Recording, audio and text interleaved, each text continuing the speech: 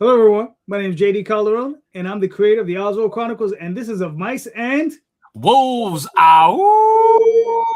This is the comic workshop show where we help other comic creators workshop their issues that they may be having in the comic book industry. And without further ado, let's bring on our guests. Detroit's own Mark Dudley. What up, though? As we say in the Detroit area. How's it going, guys? Good. How about yourself? Okay. Doing okay. Doing all right. Thanks for having me on. You know, again, man, this is a workshopping show is great. I do a lot of teaching on the side. So, yeah, thanks, man, again.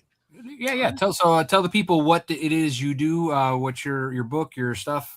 Okay, my name is Mark Dudley. I'm the big brother of Imaginos Workshop. Imaginos Workshop is a production company. We do short films. We do screenwriting.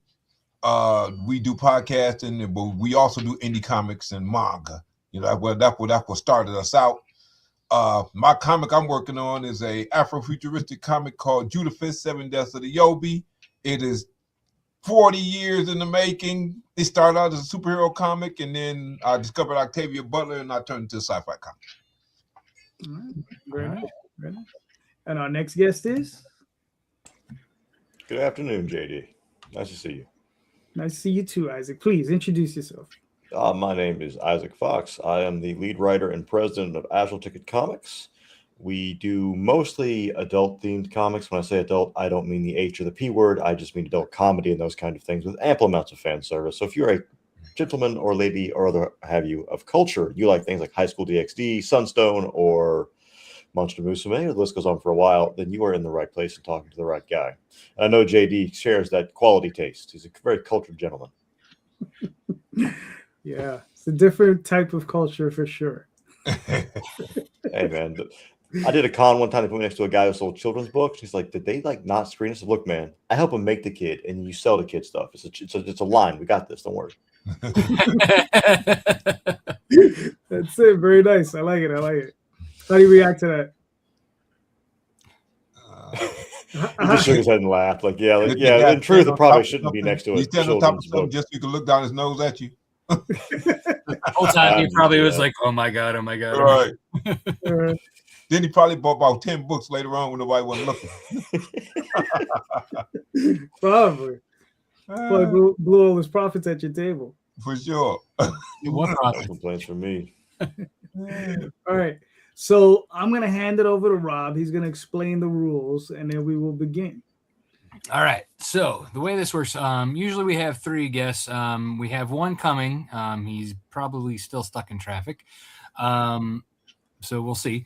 But so what we'll do is we'll start clockwise and work our way around. Each of you will present your issue that you are experiencing in the industry, and then we will ask questions to clarify, what you've done already.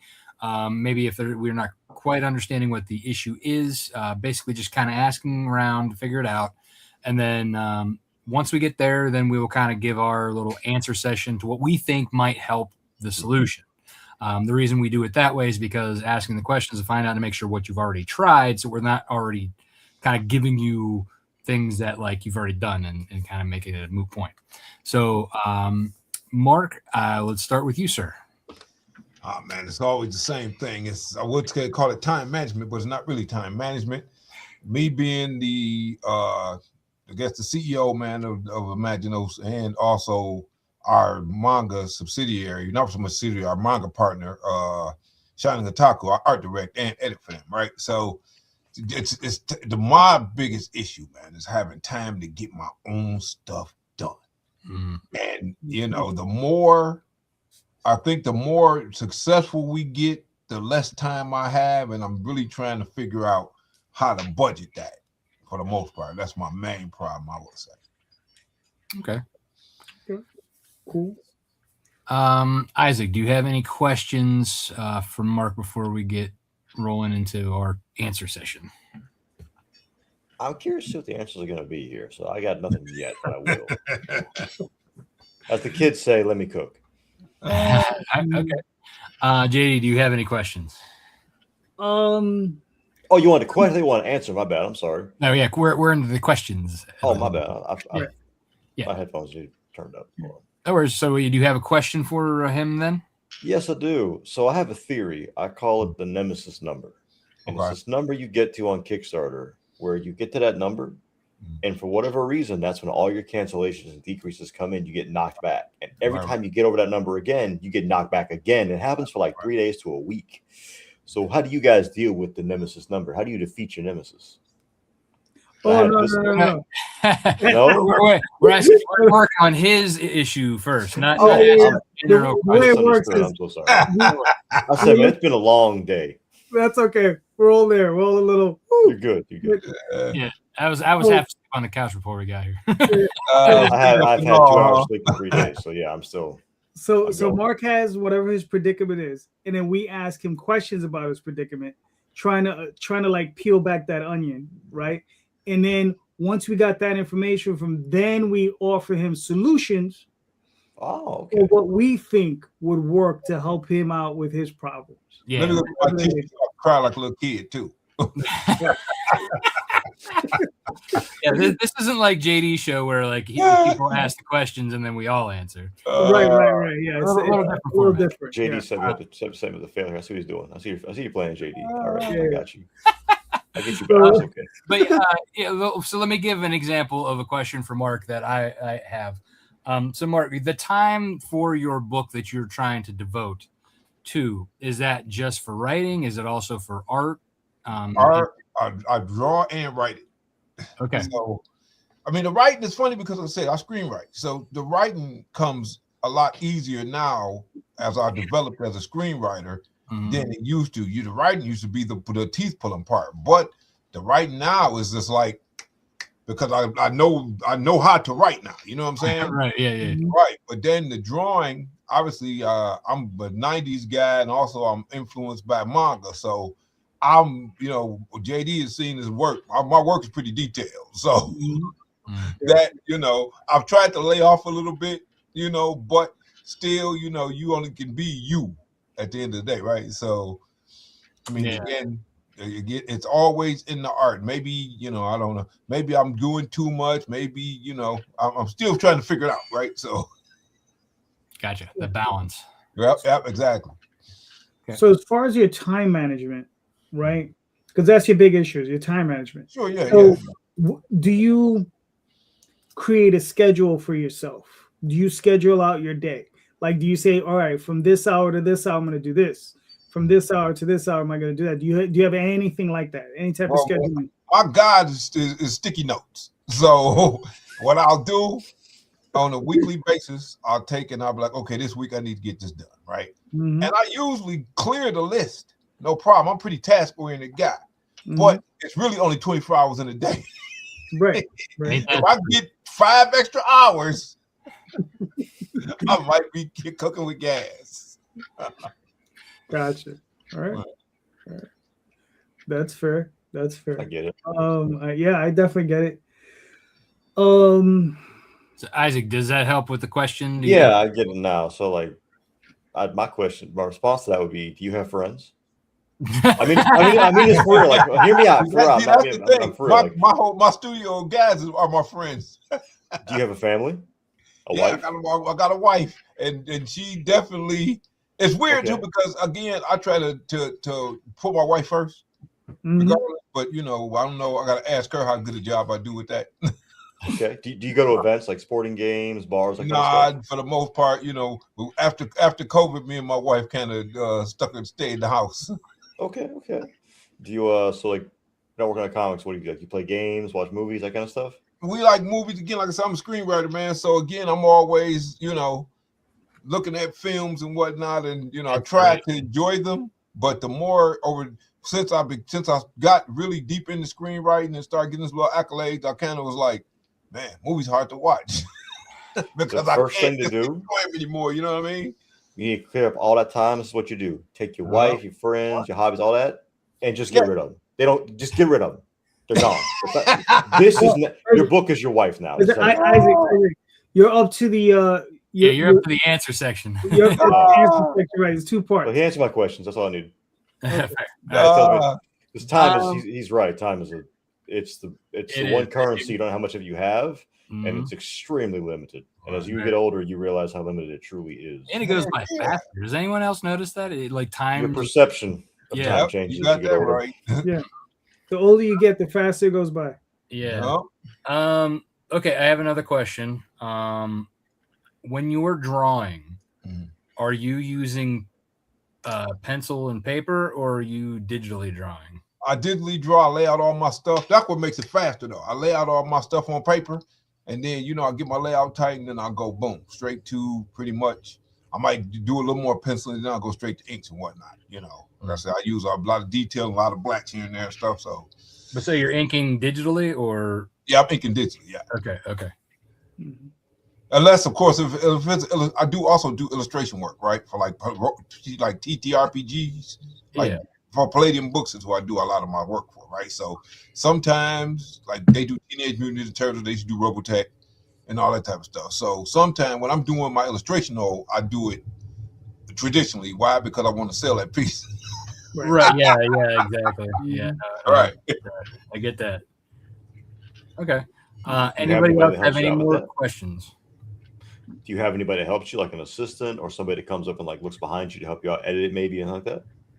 Yeah. See, again, our crew, I'm not the main editor. We got we have an editor in chief. Our editor in chief, my editing stuff that we all help each other out. That's one thing that makes life a little easier. Our crew, we help each other out a lot. But having said that, we doing a lot of stuff. Mm-hmm. That's the thing. So, I got to kind of oversee it because, I'm kind of the guy who can do everything, compared to everybody else. I mean, I just can do it. I mean, I'm not saying we got some really, really great people in our crew. They can do a lot of stuff, but overall, I just know it. I know all the jobs. You know what I mean? So. Gotcha. Okay. Sounds like you guys are right there with me. I mean, I think that's mostly everybody in the indie scene because you probably have a full-time job and family and all that stuff. But there are ways to work around, and a lot of us have been able to kind of figure out our own pattern. So that's kind of like what we'll be offering ideas, what we think might help you based on So I think if everybody is good on the questions, we could probably move on to the answers. Rob, if it helps, even if this is your full-time job, this is my full-time job, you still ain't got time. It still is not. It don't matter. That right. I'm trying to make the most efficient use of it I can, though. Don't get me wrong, right? So right on. All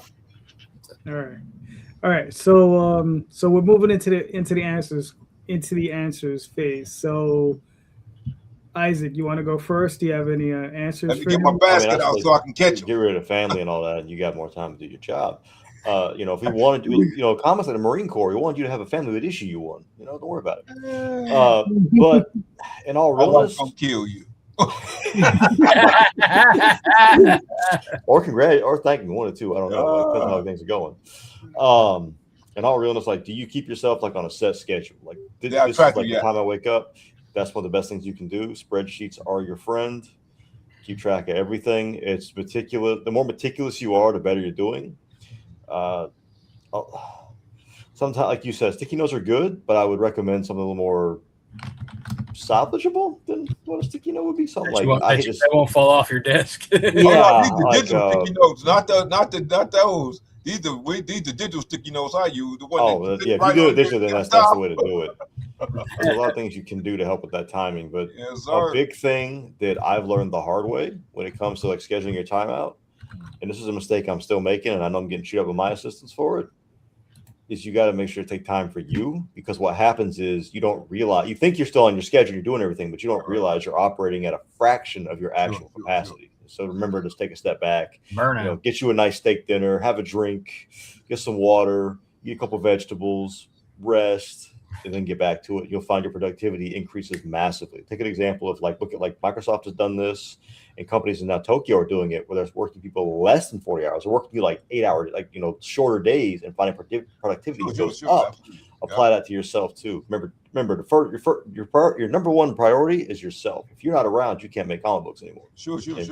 And surely your readers want you around for more comics. You stop hoping, man. Tell you what, I want you around for more comics. That's at the very least. All right. So that's my answer. Part-time management is remember to take some time for yourself as well. Sure, Otherwise, sure, your mental definitely, capacities they just start decreasing. That's You good. make bad decisions. I've been there before. Yeah, I mean, I've been making them forever. 92. That's when I first started publishing. That's when it started.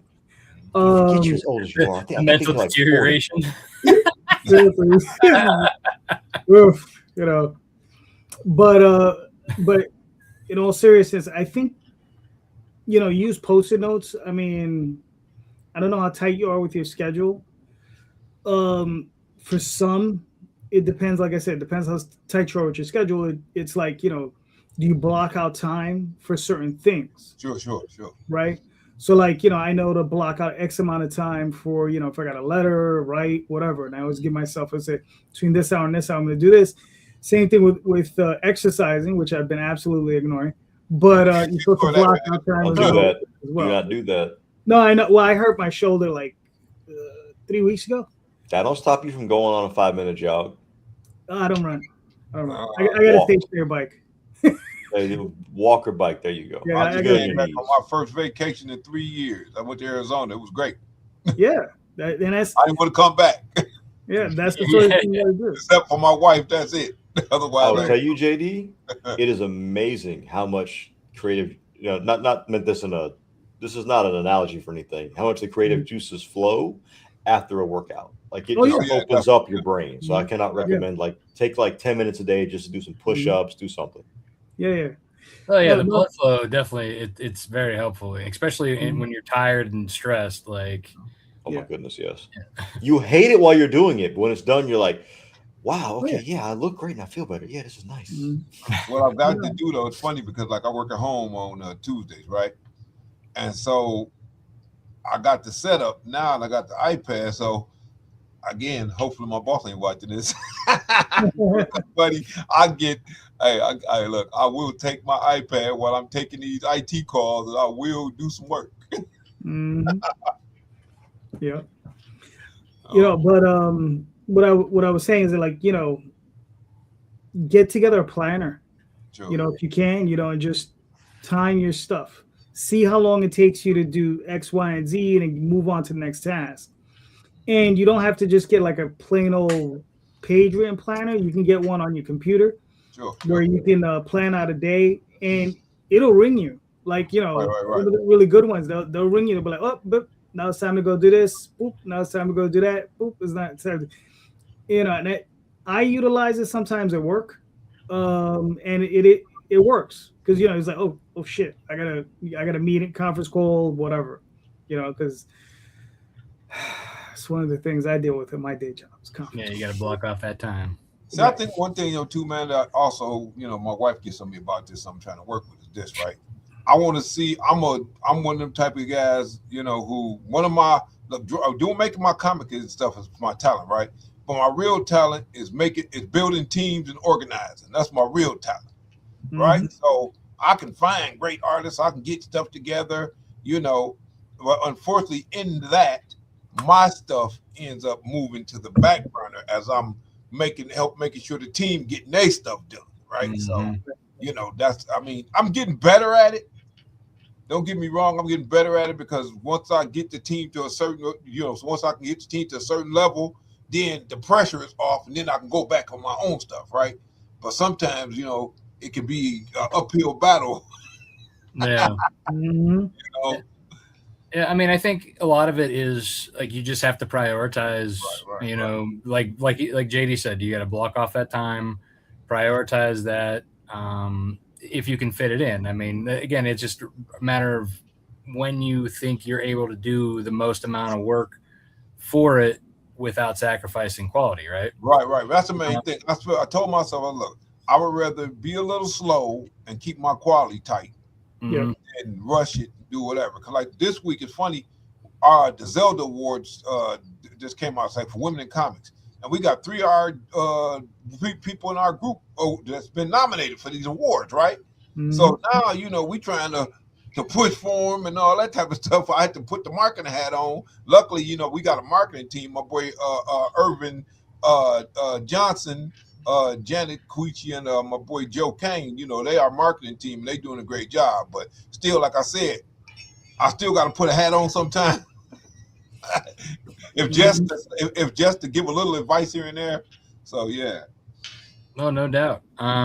The other thing when I was kind of getting at about doing things digitally, and you said you take your iPad, that's another thing you could do is like, if you're stuck somewhere waiting, or if you have to do, if you're going just places like go to a doctor's appointment or something, like anything, like have that iPad with you. So you could also use it for the writing side of things, but also since you can do it digitally, you can, any time that you can squeeze in there. Right. That's something that I do for myself as far as like writing. Like I have 3 kids, so like I'm running them around to basketball, dance, all kinds of shit. I'm sitting there waiting for them. I'm in the car with a notepad, just writing shit down. Right. Look, it's Jay. Jay, we were just talking shit about you. Yeah, he was. Listen, I look at it like this. There's nothing I wouldn't say to his face. And then he'd be like, "You son of a." They know what they call it, a true friend. Yeah. But that's how you know who like your true friends are, right? All right. Like the ones who are not afraid to like just talk trash to your face, that's your boy. You know that. Mm-hmm. The people who are really friendly to you and super sweet, don't trust that person. Yeah. Someone's like, "Hey man," in our crew, younger guys in our crew treat me like I'm their grandfather. Oh man. Yeah. They're great guys though. It's funny though. Mm-hmm. It's all right. With maybe don't be giving them cookies and that have been in Yeah, there right. for like ever. There's something I would say when it comes to time stuff. And this is something that I've had to talk to my team out a lot. There, you have 2 choices. You can get a product out to make money, or you can work on a perfect product and never get it out. See, there you go right there. Because again, this is another issue I have, right, that comes from that, right? I'm so obsessed with having fun doing what I'm doing. And I work a job to where I really don't have to worry about the money. So it really, the money, I'm more worried about the team making money for the larger brand than I am with my comic making money. That's a good thing, though. Right. So it's like, I think that's really deep down the crux of my whole issue. I see a lot of guys like they never put anything out because they're always trying to perfect every single panel. I'm like, dude, open up a Marvel comic, a DC comic, a Shonen Jump book. You're gonna find you'll find errors in those books all the time. Look, Dan Didio told me this not too long ago. Dan Didio was like, "Hey, this is what it comes down to. It's not your perfect page we look for. It's what your average page looks like." Yeah, pretty much. Right. I mean, it's true because especially when you're in the Marvel bullpen, they're pumping stuff out, quick, right? Mm-hmm. So they got to be faster. They don't got a job. Unfortunately, us indie guys, when we hire, our artists, usually they're like, "Okay, we'll get it to you like next year." Standards are not the same. See, the messed up part though, even with that, right? Since I draw too, they can't pull that on me, and they be like, "Well, but you pull it on yourself. Is that the problem?" The thing is, so what I'll do, man, I've done this. This is horrible. I know. So they'll send me something, and it'll be kind of phoned in, and I'll overdraw it and send it back to them. And they'll be like, well, I was like, hey man, hey bro, I said, only reason I hired you because I don't have the time and they ain't got the skill. They be pissed too, man. They be mad. I mean, JD, you know the manga environment pretty well. Those guys have 4 assistants working on a book to get it out. Yep. Come back going out doing everything that the lead guy doesn't do. And they fixing up his stuff. They get no props. No props at all. No, that's a miserable industry. Never work in it. You don't want to do that. No props. No credit whatsoever. No, but that's what I keep trying to tell them. You can have a perfect panel. You can have a product you can actually put out. Yeah. I just ran through Sunstone the other night, and I felt like this weird little company. Somebody's really good, make a mistake. You just muted yourself. You muted yourself, Isaac. I didn't actually. The connection did. That was your boy, man, Sunstone. He be kicking him and his wife. They be kicking ass, man, on them books. I just like the painted way that they do it. They have a lot of fun too. If you listen to them talk, Having a ball, man. Going through it, I read through it the other night, and I saw a panel where a character had a collar on one panel, the next she didn't, next one she did, and I'm like, see, you made mistakes too. I caught you. You messed up too. As long as they got 6 fingers. Right. Then you start be like, what's going on with that? I learned, as somebody who cannot draw, I learned to go through every panel and count fingers and toes now. It's a meticulous, unpleasant task. But normally, every now and then you find one that's like, hey, there's an extra finger here. But it's very rare. You got to watch that because he might have had a little help, if you know what I mean. We scan it. I run everything through AI scanners. We do not permit that here. If you guys don't have them, I recommend them. You can scan it and they'll tell you what program was used to create it, what the chances of it were, everything. We scan everything now. Kind of happy. Yeah. Now I'm gonna use that in conjunction with my art nose. Hive. It's called Hive. That's what Hive. Thanks, man. I'm definitely gonna grab that. It's an add-on you can have on your browser. You just drag an image over to it, and it scans into your browser, and it scans it and tells you this is the percentage chance of these programs it used. Here's a chance of it being AI. Here's how much of it was used by this program. It tells you everything. I want to fucking hack it to it. Just say that guy sucks. There are other, so like I've had other creators contact me, want to like work together. I'm like, hey, do you know this use AI in your project? No, there are guys that use AI. Like, yeah, but this says it's a 98% chance this cover was made with stable diffusion. Are you sure about that? It looks like AI. Because your character's holding a gun, but that gun's trigger's like on the front of the gun, away from the hand, and the muzzle's like bent. Like this don't make any sense, bro. And the thumb is upside down. For real, right? Yeah, but they'll swear up and down it's not AI. I'm like, all right, I'm not here to fight with you. You do you. All right. Cool. I'm definitely gonna pull that down. Thanks, man. Much appreciated. Hey, I don't want to see anybody get screwed over by AI fakes, man.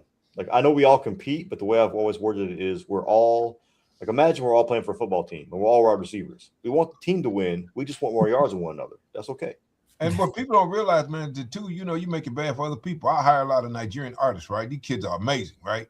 But some of them think they smarter than the average bear. So you get in there, y'all be like, hey man, how come that looks kind of like AI? No, it's not. I said, well, okay, let's do a Zoom call and you can draw right from it. Why do I need to do that? I'm like, okay, buddy. I said, peace out. I got shoved into the brick wall. Well, I'm confused now because when I had it on mine before, it was backwards for me. So it's apparently they're seeing it mirrored. So I didn't know the viewers were seeing it mirrored compared to what I saw. I thought it was backwards on my end. Eddie, what did you say? Yeah, he's like the predator. He's looking like the predator. He's the predator back. The predator. Oh no! I'll take that. Let's do this then. Isaac's another brick in the wall. Oh no! It feels more like a cog in a machine some days. How it feels. Is that backwards now for everybody else? For me, it's backwards now. No, now it's fine. Okay, so it's mirrored then, because for me it's backwards. So I was confused. Hey Rob, when somebody said you need to host a Rob shave his face, don't do it, Rob. Nah. The last time I shaved my face was probably over a decade ago, to be honest. Right. And like I went, it was a Halloween party. And I went as Leonard from The Big Bang Theory, so I had to shave it all off. It was weird. Now the question: my wife don't like the guys with no facial hair, so I might be kicked out if I did that. Well, the question is, would you do it for a $35,000 stretch goal? Well, shit, yeah, I just grow it back the next week. It don't take long. Yeah, it grows back fast. Oh, so you're lucky, man. Mine grows slow. Seriously, like my Italian butt is like it just is like it's like a mutant power. Just goes. JD, you write a big enough check, we can make a lot of things happen here. Okay, like I'm just saying. Like I've said before, we don't make H content specifically, but if you want to write me a big enough check, we'll make some H content. How many zeros you got on that check? We can talk about it. Gotcha. There's a price on almost everything. I'll come in and help under my pseudonym. I think you and I talked about it once. How many guys that are professional manga artists do that stuff on the side of a different pseudonym? Yeah. Well, yeah, that's why they have those weird names, and they're like, But look, the guy Mossman Nishiro who did Ghost in the Shell. You seen his stuff lately? Yeah. I'm like, that guy's I've never seen so much horse porn in my life. I didn't think I was going to hear that term today. All right. Hey man, this day you gotta go look at it. Ooh. But the thing is you're in good company. Adam Hughes, Bill Willingham, Bart Spears, all those guys did stuff for Penthouse Comics back in the day. They sure did. Yeah. And it was a whole list of other ones. They did a ton of stuff for them. Yeah. I've seen so many artists that draw that kind of content up until they get like their name gets bigger, then they stop doing it. It's kind of like actresses that do that for films. They'll do like topless scenes, and later on, like, no, we're done with it. Not doing it anymore. Once their name gets kind of big. Was Emilia Clarke, the lady who played the Targaryen girl in Game of Thrones? That was her thing. Mm-hmm. Well, she kind of got set into the position. She's like, all right, I'm not doing nude scenes anymore. Oh, right. Yeah. Like, yeah, well, they can't fire you from the role now. So yeah, Right. Yeah, definitely. That's right. That's how once you get entrenched. She's like, you gotta dig in first before you can set your guns up. Yeah. Oh. All right. Well, Mark, did we kind of sort of help you out with your question? Yeah, man, absolutely, man. The thing, like I said, man, that's one thing. I used to be hard-headed, man. That's another thing I worked on. I kind of worked and got better with it from an art standpoint. Used to be hard-headed, all get out, and now it's like, man, I'm taking advice from anybody I can get it from. All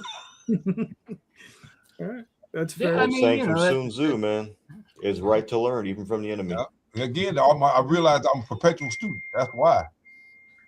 That's smart though. If you so many guys know hit 30 and they won't stop learning. Like, bro, like there's so much stuff. Never stop learning. You're gonna be learning something. You're gimping yourself. You're just you're taking yourself and bashing your own legs in. Why? Yep. Try having a 15-year-old. Rob, I'm gonna tell you what I tell every single person I know that has kids. You inspire me to never have any. Thank you. I appreciate that. Right. All right. So Isaac, what's your situation? So something I've run into a lot, and I ran into it hard this time, was, I said earlier, I call it the nemesis number. Maybe there's a proper theory behind it. I don't know. It's a number you get to on your Kickstarters or anything you do crowdfunding. Mm-hmm. You hit that number, and let's say it's 5,000. The easy number to work with 5, right? Yeah. Every time you go over that, you get knocked back down to like 4,800, and it does this for like 3 days to a week. It's just cancellations, decreases, whatever, and it completely deflates the campaign. It throws out all the steam you've been building up. It takes you from running to 100 miles an hour to 0 instantly. If anything, now you're in reverse. So I'm curious how, like, if you guys have ever had that happen, and what your thoughts are on how to solve that problem. We've tried a couple of things and found some success with it, but maybe I can, like you said, always right to learn. Maybe I'll learn something new. Right. Okay. JD, you're in the hot seat. Let's go. What you got? Well, I mean, my first question for you would be, like, obviously you have your mailing list, right? You're utilizing it, right? Oh, very much so. Yeah, we try not to spam them too much, but yeah, definitely. My general rule is 3 per campaign, beginning, middle, and end. If there's a special deal, I might throw 1 or 2 extras in there, but not very many. I don't want to. You spam them too much, I'll start unsubscribing, which is fair. Right. Yeah, which is fair, right? But do you also do something like Substack, where you're not just sending them an email saying, hey, buy my stuff. You may be saying, hey, listen, like, here's some content about the book that's not about the book. Like, you maybe share them with them, like some breakdown art, right? Where you're like, like progress art or that sort of thing. Instead of just like saying, like, buy the book, you're saying, well, let me show you how the book is made. And you show them a little bit. You show them a little bit of how the sausage is made. Maybe a little bit of you lettering. That sort of thing. Have you ever tried? No, I haven't. I'm writing that down right now. That's a good idea. Oh, okay. So like, my problem is my job's done. My job's done. Problem. I did it. And my problem is I don't see things like most people do. I'm not saying I'm smarter because I'm not. I'm not. What do they call that again? Neurotypical? Yeah, I'm not neurotypical.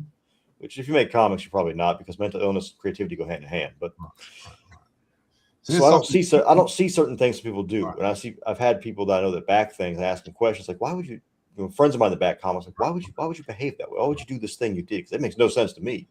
But something I didn't think of. So that's a good point. Thank you, JD. Let me ask just one question too. Well, actually, it's kind of something that we learned. Questions to ask. Right. We learned something we're learning right now. We doing some Urban Johnson. He's part of our marketing team, and what he's doing lately, he's really getting to learn how TikTok works, right? And so what he's been doing is kind of what JD is talking about, but what he's noticed is that people like single characters. So he'll post stuff, talking about single characters, or showing, like JD said, showing pages in process. And TikTok is, it's pretty quick. So, it's like boom, people will check it out, and then he's finding some penetration like that, and the last and I kind of noticed too. This again, I'm gonna ask this question. So this is more of a psychology question too, right? When you're looking at your campaigns, right? Are you looking at it from a glass half full or glass half empty perspective? I can answer both of those. Sure. So the first one, TikTok I never look at because I know a couple of guys who make comics and who have hundreds of thousands of followers. It never translates into money for them ever. Okay. Followed by same problem. You said single characters. I'm shocked because when I do multiple characters, I get way more hits on multiple characters. But the crazy thing is experiences vary so massively depending on who your audience is, who you resonate with, yada yada. Sure. What was the second part of that? My brain is bad. It was that part of the second question. So yeah, I was asking are you look at your campaigns of glass half full or glass half empty? I know for a fact I'm gonna get a very angry message from Brooke and Azumi in a minute. I look at it like you're failing. Why aren't you doing better? Your breeders deserve better. What the F is wrong with you? Work harder. It doesn't matter what that number is. It doesn't matter. That number could be $600,000. I still look at it that way. I use that to fuel myself to keep going, keep pushing. They deserve the best you can give them. Keep fighting. Do not stop. I tell you, which is not a healthy way to do it, and I don't recommend that to anybody. It's extremely self-punishing. Yeah. My partner Nick Amati would say, don't. And again, this is a phrase I never heard it before, but he always says, "Hey man, don't let the perfect be the enemy of the good." Right. Yeah, that's fair. Right. Perfection's a concept. It's not real. You have to know that. Right. It's not. It don't exist. It's non-existent. It's unreachable. There's nothing wrong with it. Right. Okay.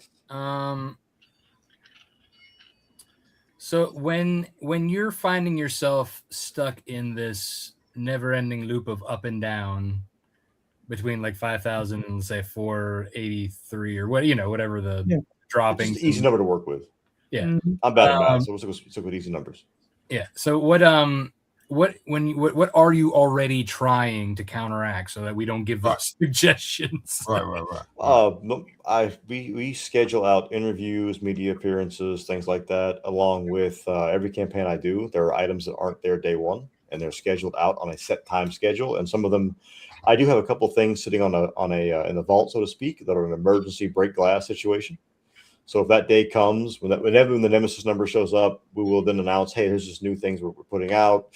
Check it out. Sometimes we'll go into our Discord server and talk to our people directly. Like, hey, what are some things you guys want to see on this campaign that maybe aren't here yet? What can we do to bring this? Like right now, we're running a poll asking if they want us to do a $1 add-on for signatures from me because I don't know why they want my signature, but apparently some people do. Just work with the community to find what they want and having things scheduled to come out to help give that uplift back to it. Breathe life back into it. That's usually what I do right now. And it does work, but it works, but I'm curious how everybody else does that because it can't be just me that has that problem. Sure.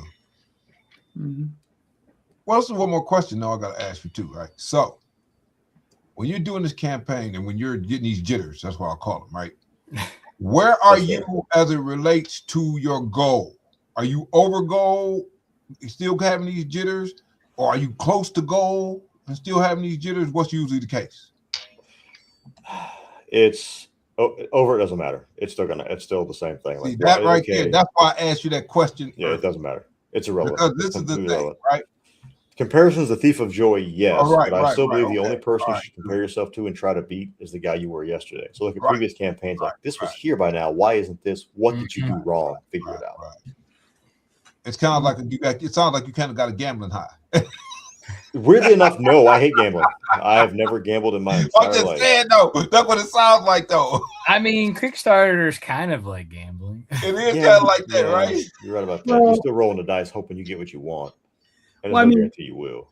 You get the adrenaline hit as you see the money go up, right? That's what it is. You get the dopamine hit. At this point, it's changed totally, where I don't get the adrenaline hit up until I see that they cleared in a bank account because there's too many variables up until that point. Oh yeah. I don't celebrate like the last day. Like, oh, you're funded. Cool. Let me make sure that we actually get paid out on this. And then when that comes up, I'm like, yeah. Mhm. Like when you get one of those really big ones, and you're like, "Oh, is that good?" What is going to happen to take this away from me? What are they conspiring? What's going to happen here? Let's Mhm. wait and see if Stripe decides they want to be a problem, or if everybody's credit cards just magically don't work, or my bank screws up. Like, what's going to happen here? But when that number clears in the bank account, and you're like, "All right, everybody gather around. We're having a steak dinner. Good job." All right, cool. So everybody's done asking their questions. I think I have one more. Definitely, yep. So what do you got? So, what type of like bonus rewards are you using? Like you were saying that you're throwing out there, like your rainy day ones or whatever. Like, what types are those? We prepare a couple of. Usually, I mix between small things and big things. So small things would be like, hey, here's you can get a random metal card for $6. That's not a lot of money. Just that little bump to go into it if you were looking at it. This time, it varies from campaign to campaign what assets to have available to me at that time. In this case, Krista Miowski, it's her first cover ever in comics. She's my tattoo artist, actually, and she did an amazing tattoo cover for us. And because she lives down the street from me, we're like, well, it's your debut cover. You want to do signs and remarks, and that's your money at that point. Like, you get the most of that money. 99% of that money is yours. I'm just going to take $1 for my driving the comics to you. And we can do that because she's down the street. So my artists, like I work with Mr. Wajik Eric Chen, who's in Tokyo. Like he's like, I do remarks. I'm like, yeah, man, I have to charge so much for that because shipping to Tokyo and back is going to be really expensive on top of his fee, which is fair. I understand that. So it varies from campaign to campaign. It depends what my resources are available to me at that time. Right. And how much foresight I have. Sometimes I'll think ahead of it and make a thing specifically for that role. And sometimes I get there and like, well, I thought I had what I needed, but this clearly ain't enough. I got to figure something out. And I'll get with one of my artists about like something we can whip up or talk to my community directly. Like, are you using like metal covers or lenticular covers or like anything like specialty? I have never done lenticulars. I want to, but no shop in the States will do them to my knowledge. They don't. You got to go through like Alibaba or something like the people that I've talked, like the big boy, the 6-figure guys on Kickstarter that I've talked to about it. They all get together and order at the same time from like Singapore or somewhere together. And I'm not part of that clique, so it's not going to happen. I mean, I did go through Alibaba, and I only order like 20 at a time, and then I charge like $75 for one lenticular cover. So it's. I have to ask you about that because I don't know how to set up. How you set those up. Yeah, it's a sticker that you have to put on the book yourself. Yeah. It's not like you're getting it printed. Oh, okay. But yeah, I mean, so you just have to have the size for your book, and let me tell you, it's the reason I charge $75 for it is because it's stressful. Having one of these things, it's like a time bomb that you're trying to like cut the wire. Right. Make sure that because once it sticks, man, it's stuck. So if it's off, or you're ripping that cover. Right. We do lenticular sometimes. Other things, I'm sorry, acetates are one of the things we've been trying to expand a little bit more into. And our acetates are fun in the sense that we'll put like one page is the close on and you turn it and then they're not there no more. Okay. The only caveat is you gotta be careful because the acetate does not line up pixel perfect. It's gonna be off a little bit. So you got to make sure, like JD, you saw like our early special one had the magical anime rays of light that always appear in anime to cover things up. Well, we can use that because that's so big. It doesn't matter if it's off by like 10 pixels. Who cares? So try a little bit of all that stuff. I plan things out. Metals I've not done as much as of recent just because the demand kind of went down on them and the prices went up. So I was trying to keep things a little more cost effective to the backer. But if if anybody ever wanted a metal of a cover, all you got to do is send us a message. Brooke will respond to it and I'll have it up in 5 minutes. Sure. I don't care if I'm in bed. I'll wake up and come down and do it. I don't care. Doesn't matter. All right, cool. There you go. See, we got somebody new in here. Hey, Alton. What's going on, brother? Hey guys, what's happening? Sorry I'm late. No worries. Traffic got you. So, Alton, go ahead and introduce yourself. Tell the good people what you do, and then we'll continue on with what we're doing. Yep. Alton Simpson. I do comic books, conventions, film festivals. My comics, my initial comic was Vampires in New Jersey. I've had spin-offs, Werewolves of Brooklyn, Witches of Westchester, Blackjack, and Bunny Goes to Space. My shared universe, I've done 2 Indiegogos and 10 Kickstarters. Right. I've done about 200,000 crowdfunding. Right. And my latest campaign is Whiffed.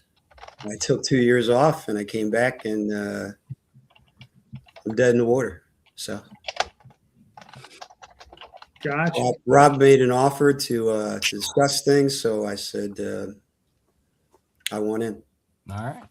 Well, we're going to finish with Isaac's answer session, and then we will get into your kind of question, your issue that you're working through, and then we'll try and get you all some extra money by showing your campaigns. Sure. Thanks. So to kind of catch you up on Isaac is basically his problem. He's kind of talking about how like lately there's been this stream of like when you get to a certain number, let's say like 5,000. Oh, it's not lately. He's been doing this for 12 years. Well, fair. I've seen it for 12 years now. It happens every time. So you get to a certain number and then you drop below, like let's say it's a stretch goal that just keeps going up and down. So you're trying to get back above it. Yep. So we're just kind of giving him some ideas on what he can do to kind of counteract it, to just shoot past it. Yeah, that's a real problem. People, pledges, and then it disappears. It goes down, and then comes back in. I've heard I've been hearing other people complain about it. So that's a big issue. So, does anybody have any thoughts or answers for Isaac on what he can do for counteracting this issue? Well, I kind of answered what I asked. Yes, I know you did. Thought maybe you'd had some more to add. I mean, Mark, were you going to say something? Well, no, I just, again, man, it's the psychology of it, right? Number one. And number two, the thing is this. When you do that campaign, what the minimum is. The minimum to be able to pay taxes. The minimum to be able to send out the books to the people. The minimum to be able to get a satisfactory product out, right? This is just the minimum. Get the stretch goals. Right. Okay? Mm-hmm. And so stretch goals are stretch goals for a reason. And I'm seeing campaigns have a lot less of those recently. Yeah, but they stretch goals for a reason, right? It's like basically, I personally look at stretch goals like a victory lap. Yeah. Right. All right. So I don't get caught up in the ones I've done. I don't really get caught up in the stretch goals. My main thing is getting that product out to the people who back me. Because once I get over that hump, then everything else is gravy. I don't worry about the gravy. That's my main thing. So I'm not saying don't go stretch goals. Obviously, you definitely not going to do that. But try to go back and remember the time when you first was doing this, when getting over that hump was something to celebrate. That's how I would approach it. Yeah, I mean, throughout the campaign, there's a lot of things that like, especially with dead zones. I mean, when you're in the middle of something and people are dropping pledges in the middle and people aren't backing to make it up, you just kind of have to celebrate some kind of win to kind of get the attention back. Whether, like you've been doing with dropping random like rewards here and there, or offering like a digital freebie or something, just like any kind of thing that you can make up to just kind of get that buzz going, or make, like JD was saying, like with Substack, giving content, but also like making it so it's that you're not just there to sell them something, but you're also there kind of curating your own community. Because that's a huge deal. Yeah.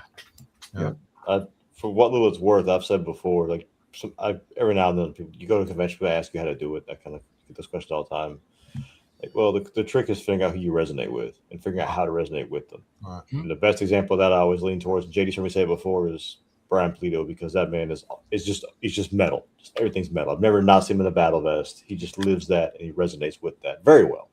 Fantastic example of doing that. Oh yeah, and he cultivates his audience very much like a community. I mean, like it's like a very joint thing for him. Like, I mean, it's, they're going to bat for him because they see him as this leader of this community and they want to see him succeed, whether or not, it's they've been there from the beginning of his Right. career or just recent. I mean, they're diehard. Yeah, I'm about to say that. Rob Brian just good with people though.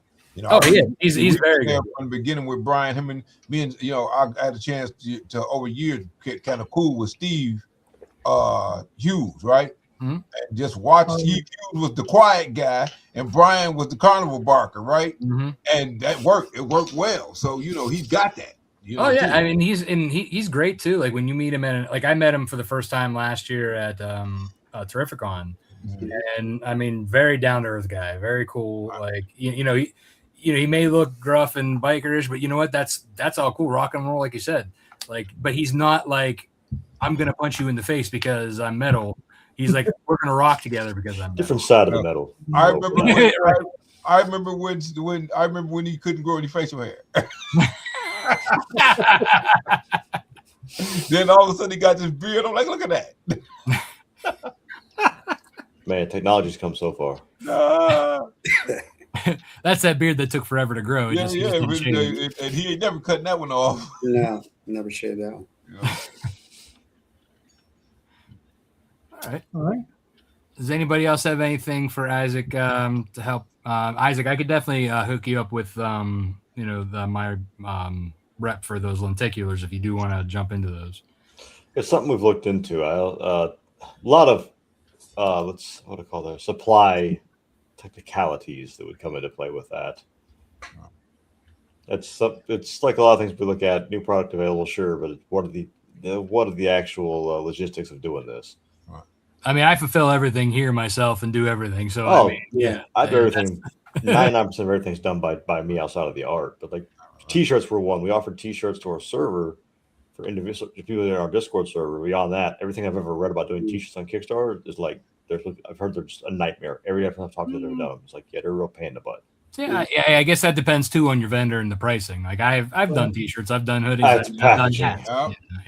Yeah, packaging. You just got to know what you're doing. I learned about T-shirts, this was way back in the day. You get the look. We used to literally get a $3 pack from the post office, and we packed everything in that thing. And man, you can't even get the tag off the T-shirt for $3 nowadays. Yeah, I'm just saying, like the T-shirts were they obviously was more, but in terms of like shipping, we used to get those early. If you can fit it in there, it's shipped for $3. Well, that's the thing too. Like you can fit a T-shirt in with a single comic book in a Gemini mailer. Yeah, that's no doubt. A single book, yes, but when they order 4 or 5, now you gotta get a bigger mailer. Right, but at that point, though, if you have too many comics anyway, it's still not going to fit in a Gemini. Right. So you're going to have a bigger box. The bigger Gemini boxes. Yeah. Usually, what I'll do is I don't use Gemini. I use like the Uline type box. Right. We'll pack the books in that, and then what I also have is I have these plastic like these bags that we have them printed and we insert them, and then we'll put the box inside that bag, and then the T-shirt on top inside the bag on top. Because it's not like the T-shirt's going to get There's all kinds of different ways to make it work. You just have to, make sure you just know your measurements and your price points. Yeah, we did them before. It was okay. It wasn't one of the things I want to practically lean into in the future. That requested that changes things, of course. But if backers make requests for things, and we immediately start researching how we can get to it. It's fair. That drives people happy. We take that job quite seriously. I mean, I've had people ask for like the 3D prints for like my characters, and like me to feasibly do it. Like, so I've had them done.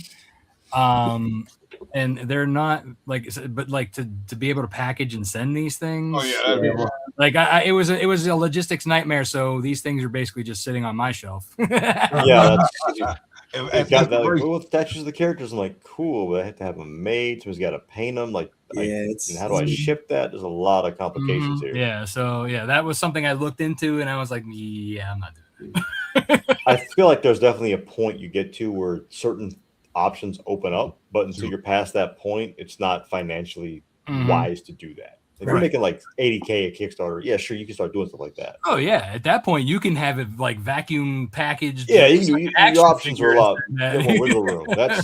I will argue for a long time. I think crowdfunding in general is a snowball effect because those who get the bigger snowball can do bigger stuff and therefore attract more people. What's also cool though too, I got a buddy of mine who he teaches what do you call it, graphic arts, right? And so he's got all these printers and stuff at his job that it is teaching. This guy, man, he's like, man, give me some images. I'm gonna try stuff out. So he did this big acrylic cover copy of my cover, right? Oh, that's nice. Oh, nice. It's just acrylic, and so he's like, man, you know I can't mass produce them. I'm like, but still, you did it. Now I know it can be done. So, well, I mean, you get those guys who do those things that, like, you see them at cons, right? But they're doing other people's IPs, you know, like the big IPs, and you know, but they probably have those similar printers, and they're selling buku, you know, with like Goku on it. right. And so I was like, a company I used to help with conventions. They sold those acrylic prints. They were like $95 starting for those things. Like, how much? Like, their artists were amazing and all that. Like, this thing's gotta. And like, I found out later from them like how much they cost to make. I was like, oh yeah, I see what the price is. So no, definitely, absolutely, a lot involved. Yeah. Yeah, that's for sure. But yeah, he just like trying stuff out. So I'm like, yeah, okay, man. Hey, man, give me something. Here you go, bro. Smart, very smart. So, all right, does anybody else? This one, no. This is when he started with the figure. Wow, look at that. I like That's that. nice. That's cool. So anybody else have any more thoughts for Isaac before we move on to Alton? No. But Isaac, did we help somewhat? Yeah, I think that's actually, there's some things you said, especially JD. I never thought about using Substack before. That's very smart. Thank you. I appreciate that. All right, you're welcome. I mean, listen, hopefully it works out. You know. Now that you're just trying to sabotage me, which I mean, you know, I understand. I get it. Cool. JD's gonna come in here and kneecap you. Yeah, I can see that. I mean, you are from New York, right, JD? You might do that. No. See, the thing that you do that, right, and it seems manga influence. So again, one more thing I was about to say, did you do, and again, it's really, I know I'm past the question phase, but it's really an answer to. Do you reach out to the manga community a lot? Yes. When I first started doing this, after a couple of years, we started building the community up. And I have a significant number of people who are regular backers to me, and they're part of our Discord community that tell me they don't read comic books at all. Mm-hmm. They read what we do because it's more anime and manga looking, but they don't buy DC, they don't buy Marvel. They're going for Shonen Jump, they're going for Dragon Ball, they're going for. But so the problem with those guys, though, one thing I noticed, because again, we do manga too. Shonen Otaku is our partner for doing manga. Thing with that is that in Irvin, he runs Shonen Otaku. We always ask this question. Mm-hmm. You got manga and you got original English language manga, right? Mm-hmm. And so with original English language manga, what ends up kind of being the problem is that a lot of the people who are, there you go, right? JD, you That's know my copy, term, JD. JD knows the term. It's covered. You know the term weeaboo, JD, right? Yep. Right. A lot of those dudes are weebs and they won't touch anything that's not Japanese, and that's the hurdle that you got to try to get over dealing with. And if you try to imitate it too much, then they get mad at you, and so do your Japanese readers. When I first started this, my colleagues in Tokyo said, never ever call it manga because we'll hate you for that. I said, okay, cool. Got it. Don't do that. They said they would unanimously be angry at me. I was like, okay, never do that. Well, it's Americanized stuff. Well, the thing is that the funny thing is that because we were talking to the guy Kuzio Mayakawa, he did Phoenix Wright Ace Attorney, right? So we're talking with him, and his whole thing was that ultimately he says we don't mind. We just think that we just don't want the Americans copying us. We want to see what your manga experience is from your own viewpoint. Right. Right. Yeah, so, they want to keep it within your own style, your own personality. Right, not just counterpoint. Apples to apples. Yeah. Good artists borrow, great artists steal. Look at how much has not so much the art stolen from Disney and then back and forth. Right. Yeah, but not so much the art though. They talking about the content, the story content. Yeah, that makes sense. Right. Yeah. Right. Well, I mean, how many things from Marvel and DC are making animes now? Like they're doing DC had a Harley Quinn, a Suicide Squad-esque anime one recently. Marvel's done Marvel. I've seen the sort of actual Marvel manga of like Captain America and stuff. Yeah, they've done X-Men. They've So, Isaac, have you dipped seen their toes in it. It Have you seen never the really Punisher went anime anywhere. and the Blade anime that they did? I Yeah. haven't seen that. Sounds like Them it could be mugs really was awesome or really bad. Absolutely no. Them mugs was great. Madhouse I need to did see that. these, so Madhouse don't be playing. All right. So Isaac, real quick. So when you get your package, don't forget who hooked you up. That's all I'm gonna say. All right. All you gotta do is message me, man. You need something, you gotta let me know. Hey man, that sounds like a shakedown, man. No. Once Yeah, again, I'm telling I you, he's was gonna signed, because I signed those books this weekend. I signed about I don't know 500. I saw the post. Yeah, I signed about 500-600 of them this weekend. Wow. I spoke to the guys. They haven't shipped out your book yet, That's fine. so I hooked you up. Cool. I'm gonna JD. What would turn So that favor? you'll see exactly when you get it. You'll understand when you see it. What would he peed on it, didn't he? Man, No, Or worse. uh, Every Man, I time talked we about bring it up, you know, like No. Broco, so you just scribble out her face in every panel she's in. he's saying this. You're gonna feel real bad when you get it. man, look. I talked up Oswald Chronicles so much to one of my buddies, man. I can't find my copy. Yeah, right. Sticky figures. Yeah, but I like Oswald Chronicles, though. Yeah, man. I can't JD's find the work. copy. I'm like, damn, I didn't know I put that book right there. Where's it at? So one of those guys swiped it. You Yeah, got a he probably 5-figure did, discount. Mm-hmm. All right. So I think that's a quorum on that one. So Alton, tell us, sir, what's your issue and how can we help you? I would say the biggest change since 2 years ago when I did my last Kickstarter is the ecosystem surrounding Kickstarter seems to be more diffused. There's many more Kickstarters going on at the same time. So it's harder to differentiate yourself and stand out. Marketing is harder. It seemed like there were a lot more podcasts a few years ago to go on to help support, and more groups, comic related groups on Facebook that you could go into and post to try and draw traffic. So it's more, marketing and getting the word out. Okay. So does anyone have any questions for Alton, like what he's tried or anything, or any clarification questions that you might have before we move on to the answers? So, Alton, let me ask you this question. Obviously, you started 10 years ago. I think we're kind of in the same boat a little bit. Yeah. You started 10 years ago. Did you, were you able, you say you do content stuff too, right? So, were you able to get any mailing lists back then? Yeah, not really. I mean, the only real lists I've been using is my former backers from Kickstarter, that just want updates to and that type of thing. But that's about it. All right, so that's still good though, I think. All right, right. Yeah, I've done 10, and that probably 100 to. I think the biggest one was Bunny. I had 500 backers, but it's a good number of people to at least contact, and that gave me the signups I usually get, which was around 100. Okay.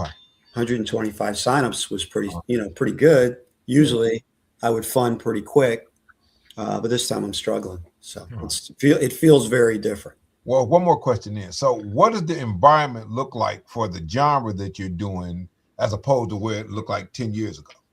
Is there any difference? Well, I started in 2020, so really it was like five. Okay, now 5 years ago, yeah. But yeah, I mean, there's a good number of horror comics. I mean, Rob does a good, cool comic with werewolves and stuff. So it's, but with horror, it's endless. Right, sure. People, the horror community loves horror, so it's kind of like if you can get to them, they'll be interested in looking at it. Right. So it's not. I don't feel like it's maxed out as far as the community itself. There ebbs and flows in though too, so that's why I asked the question. Okay. Isaac, do you have any questions? Yeah. So I think we've all tried this, but I'm curious if you ever tried the paid advertisements to the various social medias and platforms that exist. Yeah, I'll run an ad. I ran an ad this time to try and bump up my numbers as far as signups before the campaign even started. So I usually wait until I hit the dip. The dip is usually when I was doing 30 days. I guess the dip was the third week, but I cut it down to 21 days. Right. And it's, the dip comes around the end of the second week or whatever in there. So I usually run an ad, try targeting it. The algorithm, of course, you have to chase it. And Definitely. It seems like it's been harder to target, and then it doesn't last as long as it used to. Sure. So it shoots straight up and you get a lot of people, and then whoosh, like that. Yeah. So, and I think the last one I did was, I think I did a 10-day just before the Kickstarter started. Sure. And you could see the line go up and then the line trail. The further along you got, the weaker it got. So, but yeah, I'm not against that. It's just, it seems like the algorithm fights you a little more now than it used to. But there's more people doing it. That's what's going on. Right. Sure. So I'm gonna follow that up. Do you feel like that has become part of the marketing problem? Has become it's just oversaturated, and that you have guys now with like 5 or 6 Kickstarter accounts running books all the time on multiple accounts. To me, it feels like that. I think it's also that you have bigger sharks in the water now. I mean, like Dynamite does a comic and they do it. It's less indie people like us and more big corporations doing huge campaigns, and that kind of blots things out.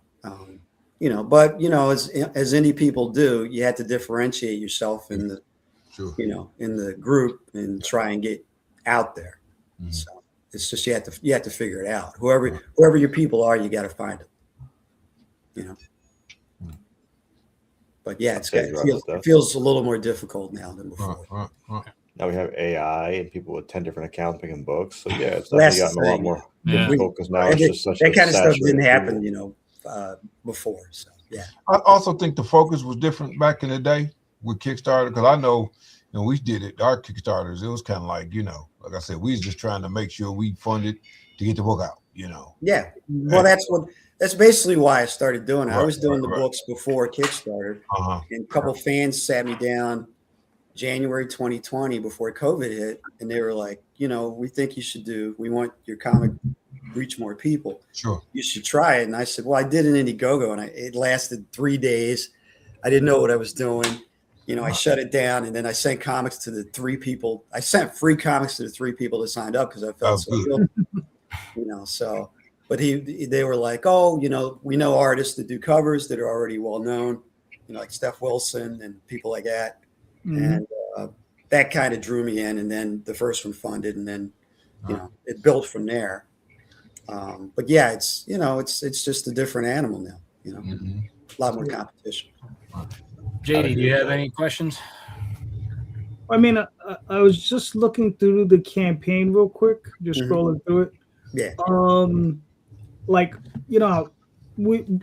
I do something similar with a couple of my campaigns. I have like all the various artists or whatever. And you have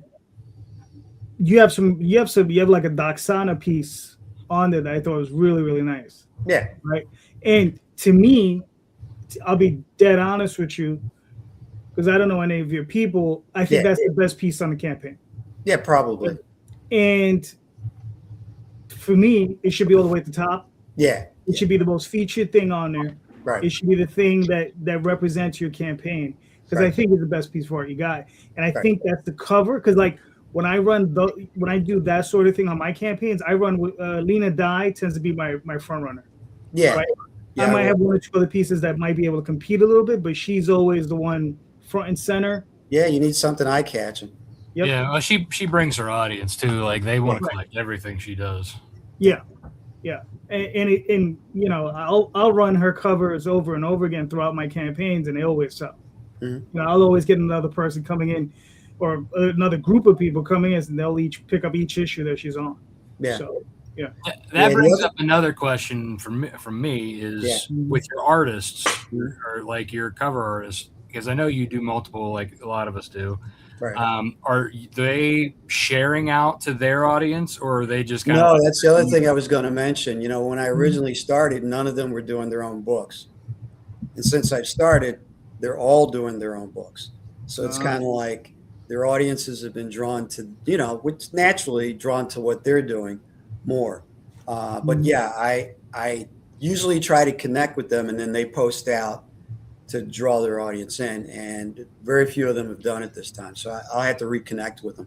I know Dexina is one that was like, tell me when you launch so we can connect. Sure. But yeah, I'll have to get the word to each one of them.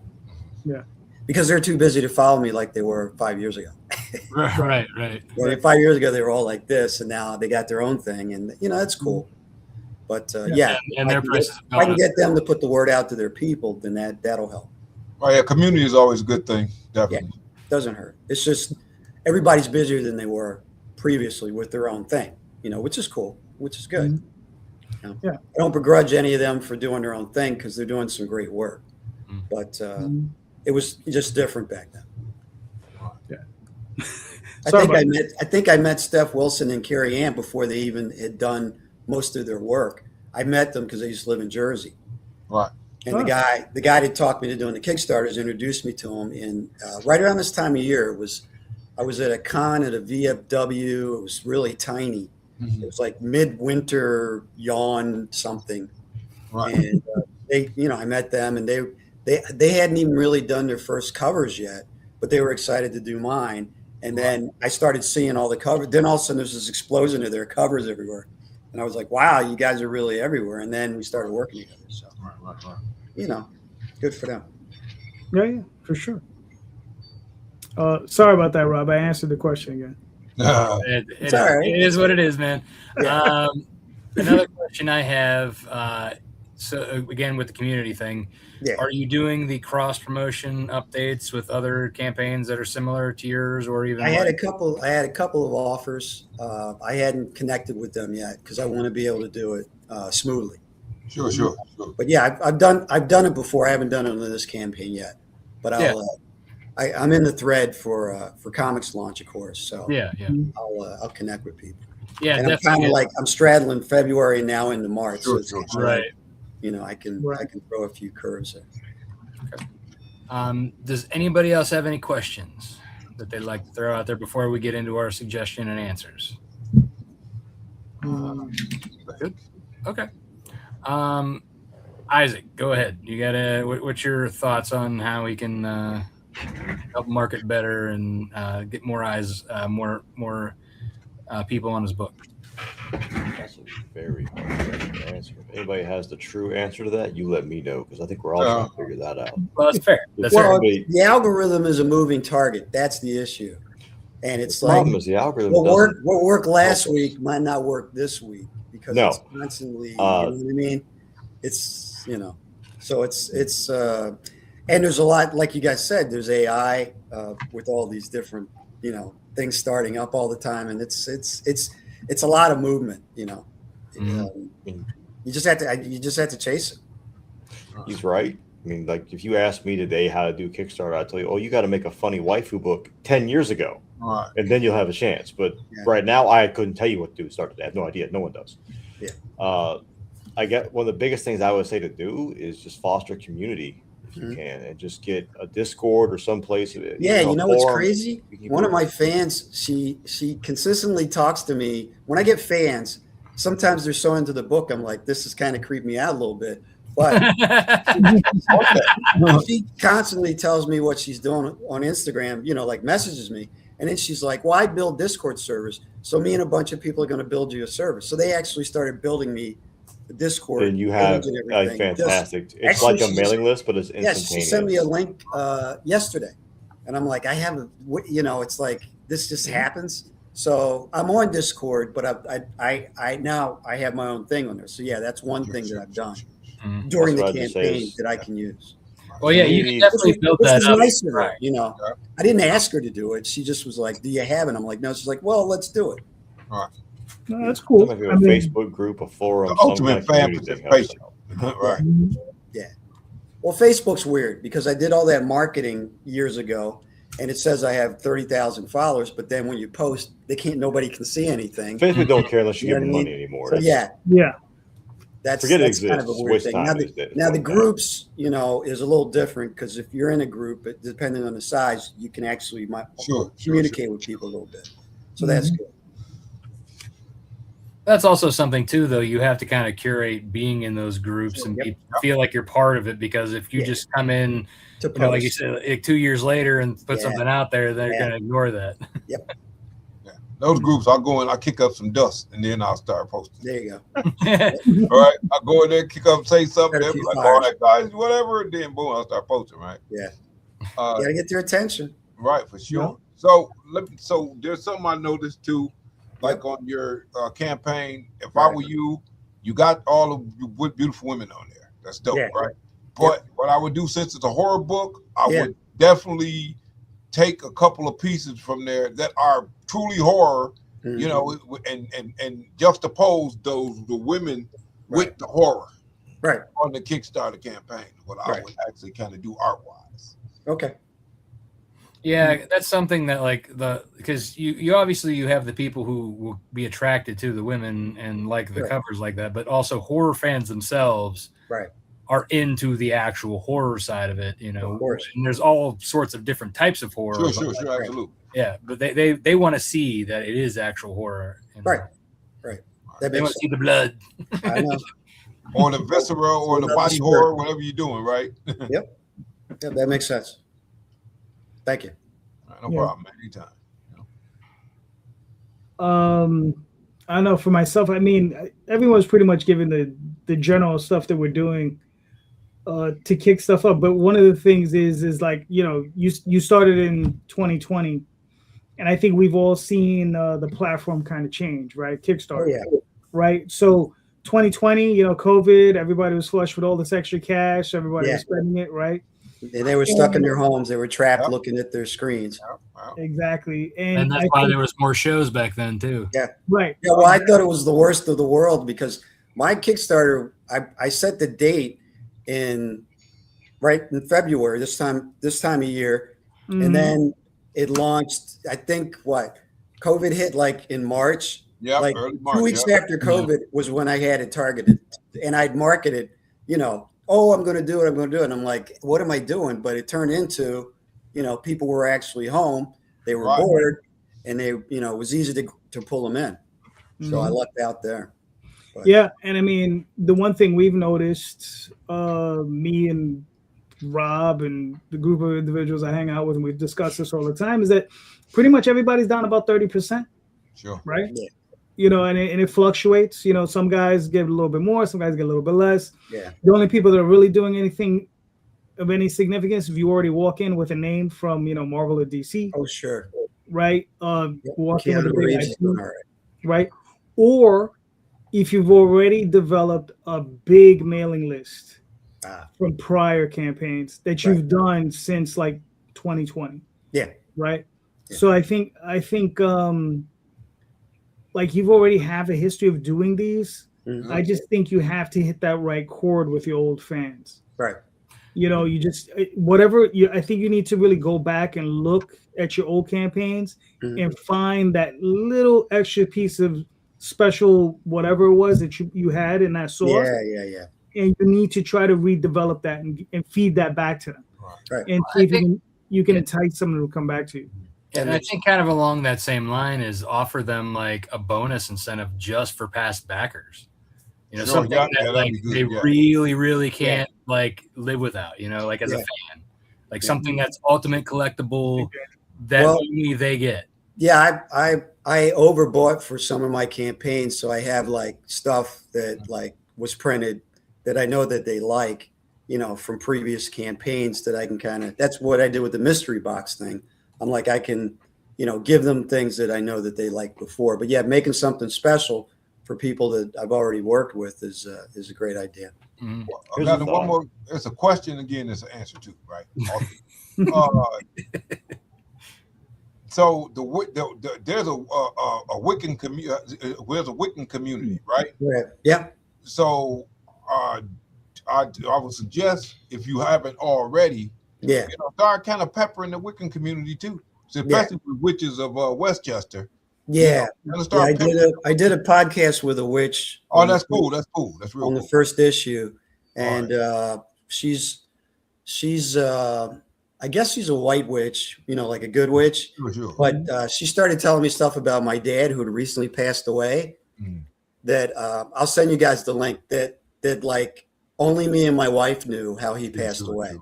Mm. So, but you use that stuff that she kind of tells you when you use that as material for the book too, right? Well, I'm just saying I connected with witches. Right. Mm. People who live the Wiccan witch lifestyle. Right. The reason I say that, So though, I know a few. The reason I'm saying that, though, is that if you can kind of use some of the trappings of it in there, then they look at it as more authentic, and then they start kind of go into it and be like, okay, Alton's got this book, he got some kind of authentic stuff in there. I have a buddy man, Kenji Marshall, right? Kenji, he wrote this, he did this comic called what's that called? It's called dang it, what's it called? It'll come to you. It'll come to me, yeah. So he did it, he was talking about the Vodun religion and stuff in Haiti, right? Right. So he did research the hell out of that book, right? And so when people been buying it and looking at it like it's kind of like a treatise on the religion, right? So that's why one of the reasons I was asking that. Yeah, authenticity helps. Yeah. The closer you can get to the subject to make it feel real, the better. Yeah. People love Witch Doctor is what it's called. Witch Doctor. Yeah. Okay, that's cool. Have you ever thought about pulling a page out of like the Rapper or Pro Fighter book where you pretend to have a beef with somebody else? Like you just like, what, JD is a 4-eye loser, his comic suck, we're launching the same day, and I'm gonna beat him. And it's in public, you're like, yeah, I hate that guy, but when nobody's looking, you shake hands like, man, we're gonna make so much money together. Like kind of like certain YouTubers that go to boxers do and stuff like that. Yeah. Right. Fake beef to get people riled up. And he'll be the heel one week, and then the other guy will be the heel the next week. I actually had someone offer me that too. Oh, no. I had someone offer me that. They say, "Yo, man, we can make it." I was like, "No, man. I take it. I will invariably say something that will really offend you." Right. Too far is too far. Yeah. Where's the line? The line keeps moving. I was like, you I gotta will be push careful it too far, and then once I know it's gone over the cliff, I will keep pushing. Yeah, man, I saw that's your personality. That's the way it goes. When you're down. I saw this Saturday Night Live skit with The Rock, the way Rock was playing this wrestler, and I can't remember the other guy who was playing the other wrestler, and they were doing the same thing. The Rock really was saying bad stuff about him. Oh, yeah. JD, you do it like the other guy like comes out. Oh, we can cover my character uppercutting JD's character because screw JD, and he just puts one out with his character beating up on yours, and like everything. They're attacking each other. Like behind the scenes, you're like, yo, here's my character. Let's do this. All right, cool, yeah, let's go. Great. It's real quick, man. Well, no, Next thing you know, you'd have some mouse stuck on somebody's boot. Yeah, I know. But not Oswald, man. Oswald too hardcore for that, buddy. My ultimate revenge would be to write that person's book better than them. Oh yeah, buddy. Yeah. That would be that's for a real beef. This is the fake beef. This is the spam, not the steak. I was like, let me show you how it's really done. This is how you construct the story. But that's why, like I said, I that's why I avoid those things. I really right. I like good stuff, guys. I really appreciate it. All right, so gentlemen, let's pull up some of these campaigns. Now, look, it's not like my Sunday show. We only got a few minutes each. All right, so we're gonna pitch them. We're gonna throw them out there real quick. All right, we're gonna start with Miss Sucky Busted. All right. All right, you want me to do this real quick? All right. Yes, sir. I got this. Hold up, I got this. Cool. You buy the comics, lesbians. you back these comics, you literally feed this cat. You put food in her bowl. Like, why do you hate the kitties? Don't look at her. She's wasting away. She needs food so badly.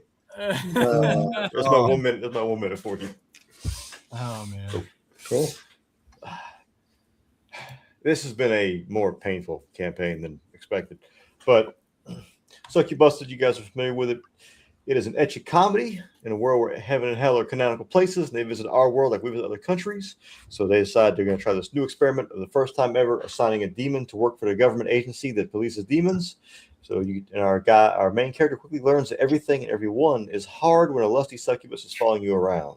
Going into issue 4, which is the arc finale. It's supposed to be the finale of the series, but it's been so popular we requested to bring it back. So the second arc is underway.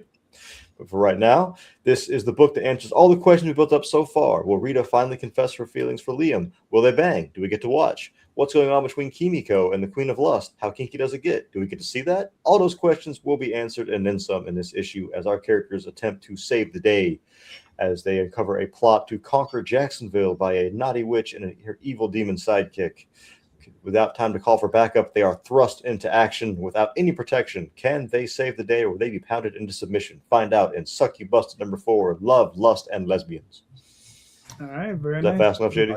That's good. That's good. Wow. Good job. Good job. Man, Nice pitch. I like it. Nice. Exactly. Thank you. Sounds right. Isaac's a pro. It's been my life's work, man. I'm very, very happy with this series. yeah, it's great, man. Thank you. Art looks good too. Art looks real good. I got very lucky to work with some people who are immensely more talented than myself. Put it that way. All right, cool. You got another 15 days. You're doing all right, though. You're doing all right. You're good. You're doing all right. You know.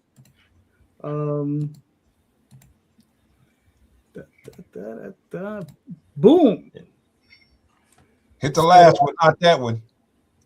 All right. Well, this is what you sent me, sir. Oh, I know. All right, good. Thank you, sir. All right, this is Judas Fist, 7 Deaths of the Yobi. Is about a futuristic super soldier, a guy who wakes up in the future. Actually, from our time, is a super soldier. Wakes up in the future, doesn't want anything to do with super soldiering. He finds out that he has some descendants left in the form of 3 orphan kids, and that becomes his whole world. Until social services takes them from him, because in the future, everybody has abilities, and they work as bounty hunters, they work as skip tracers, they work as mercenaries, and that's what he does. And you know, obviously, when you have kids, you can't do that. So they take the kids away, and he ends up working in the Coney Island. And in the future, everything costs, including getting your kids back. So he decides to do one last score, and it kind of blows up in his face. And it ultimately, he gets his kids back, but he's thrust back into the world of being a super mercenary. All right, very nice, very nice. Now, Very clean looking, man. That's good. Thank you, man. Thank you. When are you looking? When is it Kickstarter? My Kickstarter is going to be at the end of the year. Only thing I'm doing is doing the Kickstarter to get it colored. Okay. All right, Yeah. cool. Very Looking nice. forward to it, sir. Looking forward to it. Looks nice. I Thanks, really sir. like it. Yeah, very cool. Cool. You mentioned taking kids away and you're a bounty hunter, but doesn't Disney have an entire successful show about just that? Like, Actually, Guy adopts a kid and he's a bounty hunter. yeah, but the thing is, so he's kind of a different type of dude. I like that. That's really cool. Hey guys, All right. So, Alton, what do we got? Witches of Westchester. It's like Evil Dead meets The Craft. It's a school about which we've seen actually a few times about witches in college, learning how to be witches. But I wanted to make it a little more interesting than that. So Westchester, whenever people ask me about Westchester, they say, "Where is it?" Well, I wanted a story that links witches through every Westchester, everywhere throughout time. So the story begins in Worcestershire, England in 1682, and then continues in Westchester, New York in 1932, and then is also connected to witches today at Westchester University, where they go to school. Okay. So, Cool. and it's got cameos by, Vampires in New Jersey, and also Oh, my other characters, Werewolves of Brooklyn. right. So there's always backup for the witches. Right. Nice. And where did you find all your art? You got a lot of different artists you're working with. Where did you find them? Yeah, I've been working with actually everybody on there I've been working with for years. A lot of artists were contacting me back when I was hot and things were booming. So they were like, "Oh, can we do a piece for you?" And I've kept in touch with most of the artists that I worked with before. Right. So I've been lucky in that respect. All right, cool. I mean, listen, man. I mean, you got some really nice looking artwork. I mean, I like the premise and the story. Sounds really good. Yeah, well, I think the last one, Witches 2, did 17. Mm-hmm. So, Right. Like I said, I think you just need to reconnect with those fans, and I think once you do that, you know, yeah, I don't think you're gonna have an issue. You know. yeah, You know. yeah. It's good stuff. I just feel like, yeah, you're right. I need to, get it to the people that really want it. Right. And definitely Yeah, I mean- juxtapose it though. Again, like I was saying, make sure it gives a little more horror in the Yeah. Throw some blood in there. Yeah. Cool. Very nice. Very nice. So go Thanks. check it out. All right. good stuff. All right, Good now stuff. I don't even know why I'm putting this up, but this guy is here, so let me just put it up for him. All right, there you go. Rob, what are we looking at? What are we looking at? So this is the pre-launch page for Snowpaw Volume 1. Collects the first 4 issues that has finally been collected. Good. And yeah, so it's also going to have 16 additional story pages, the pinup art, cover art, and all that fun stuff. It's going to be 152 pages long, and we're going to have a soft and hardcover. Snowpaw. That's solid. Right. Yeah.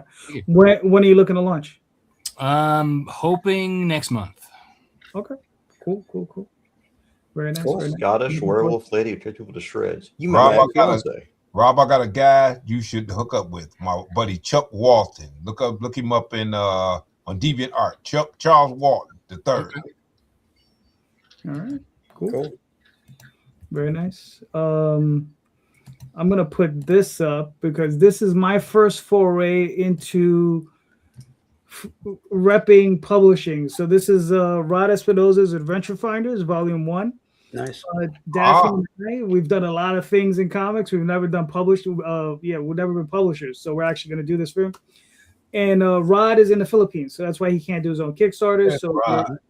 we're doing this for him. So, and he's had a long career. He's worked at Antarctic Press for a long time. He's worked at Dark Horse for a while. And he does really, really good stuff. Yeah. So we were like, hey man, let's get together. I spoke to him. I've known him for a while. Mm-hmm. On a couple of my shows, and I was just like, you want to do this? He was like, yeah. He was running this as a webcomic, and we offered to do it as a physical book. So this will be happening soon. So hopefully in the next 30 days or so, we'll be launching. So very cool. JD, you being like me from the old school anime, I know Record of Lodos War. Oh yeah. This kind of gives me a little bit of that, which is a good thing because Record of Lodos War is amazing. Right. Yeah. Yeah.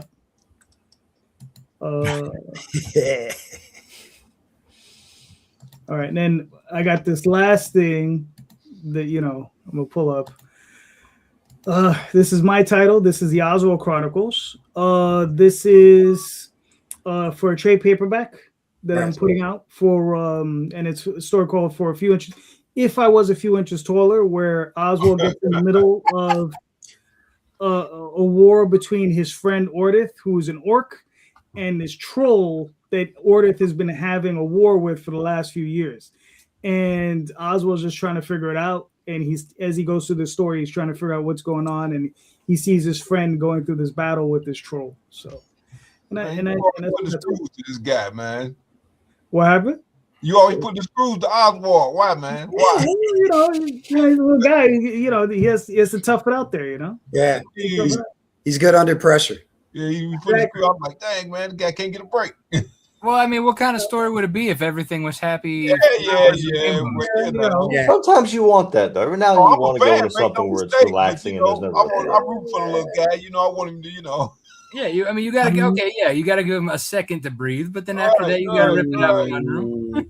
I mean, Peter Parker never had a vacation. You got to put these guys to work. Yeah, JD from the old school. Yeah, I mean, look at what happened to him and Mary Jane. They got married and they took that away. Yeah, exactly. Yeah. They're right. Happiness. What's that? Yeah, who wants that? That's overrated. Yeah. You don't want to be the main character of the story usually. Yeah. That's the most miserable person in that story. Yeah, you got to give him some grief. No. Looking at you, Berserk. You don't want to be that main character. You don't. Grief. Mm-hmm. How can put screws to character 101? Grief. But JD, I like that though, because that's I think that's relatable because we've all had to fight trolls here and there. So I think it's a really relatable story. I like that. Yeah. Well, it's You something. have one on your show sometimes. Yeah. Well, Jay is not here today. I threw the alley oop and you dunked it. Good job.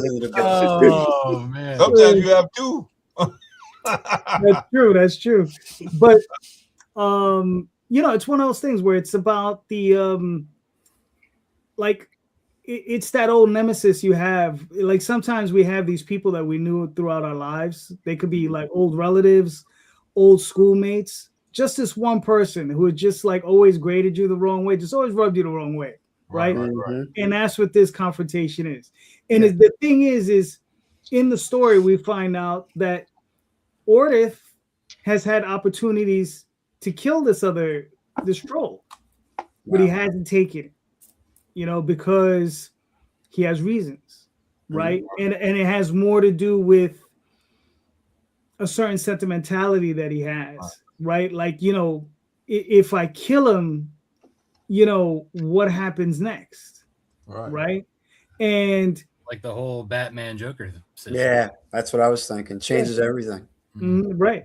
And I mean, it's that sort of thing, but it's like that, like I said, if you ever had an old high school rival, right?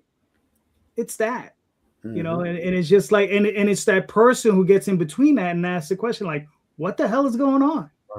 Why are you guys doing this? Right. Because that's Oswald. That's where he's at. He's like, like, what are you doing? Yep. Right. And he brings along the one thing. He goes to another friend and he brings along the one thing that can help him solve the issue. Right. A gun. No, I'm kidding. The one mouse to save them all. Yeah. What solves the issue? A Glock. All right. That's a